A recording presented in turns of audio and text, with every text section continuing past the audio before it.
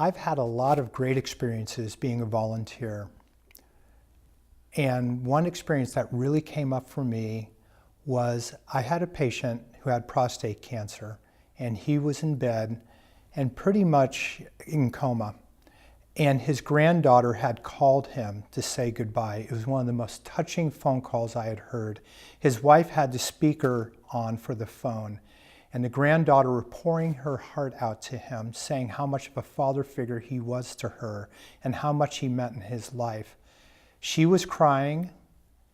The patient's wife was crying. I was holding back tears. The phone call finally ended after about 5 minutes. And the wife came to me and said to me, "Do you think he really heard what she had to say?" And I had told her that even when patients are not conscious, they do hear, and it sinks in somewhere. And as I turned my head and I looked at the patient, he had this tears rolling down his cheek. It was one of the most stunning moments I've ever had as a volunteer. It brought me to tears, and it brought his wife to tears. I will never forget that moment. It was so touching.